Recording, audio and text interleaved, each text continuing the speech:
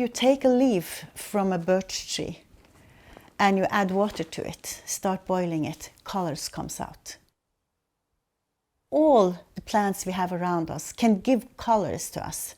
We can sort of develop the collaboration between the plant itself and the water you add to it and boil it a little up. You will find a color. Some of these colors are more light resistant than others, meaning that birch, for instance, that's one of my favorites, along with a whole range of others. It has a bright yellow color and it stays for a long, long time.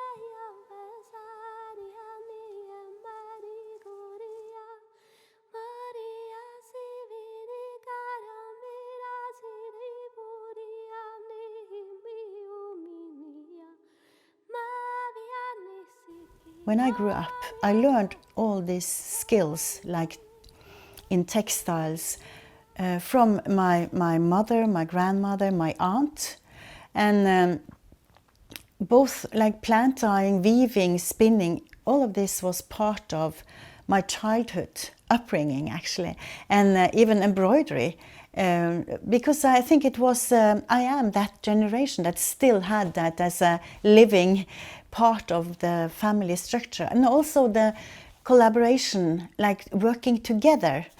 That, for instance, when they were weaving the floor mats, they always gathered all these women in the family to cut the cloth for the weaving of these floor mats, and that means that we as children was part of it. And the same with plant dyeing. My aunt, she really loved to do plant dyeing, so she taught me that. I was sort of joining her when she did it.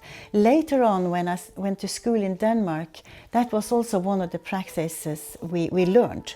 So I even have some samples here from that time.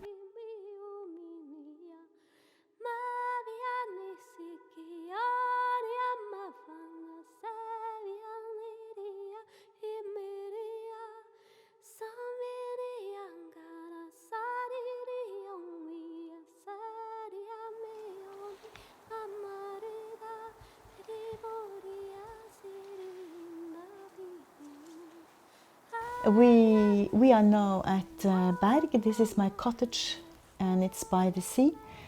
It is 60 years since we started to build it, my family, my father, my mother, my two siblings and me. And since then I've been here every summer.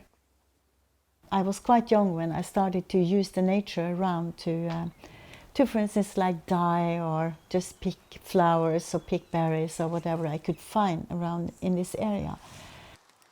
I use it a lot as my outdoor studio.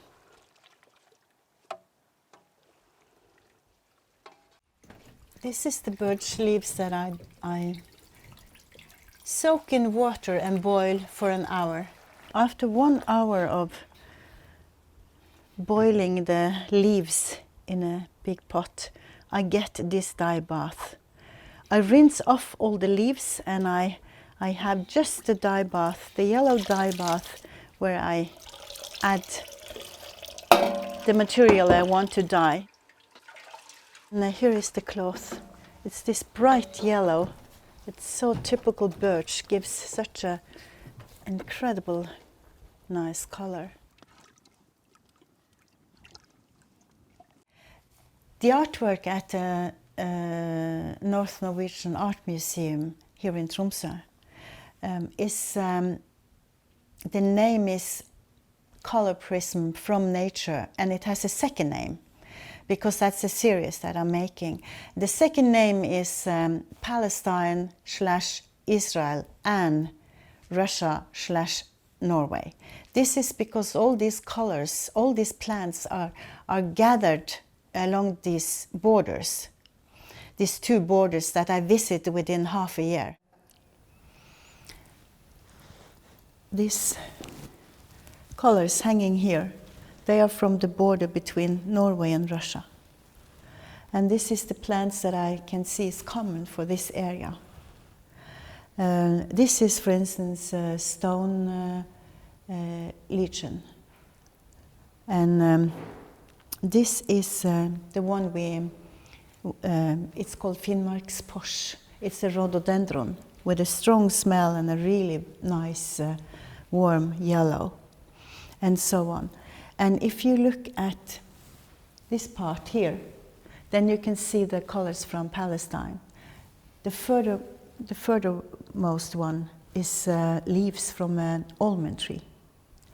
And then again, further on here, I cannot mention all the plants right now, but I would say something about these ones in the middle, because they link these two together. They are cochineal and krapp, and they have been imported to both of these areas since, well, we know about that for like 1,000 years. Even though krapp is growing in the Middle East, and we imported it to Norway, and cochineal has been imported both places. So this is colors that has been in the textile tradition in both this area for centuries, for thousands of years.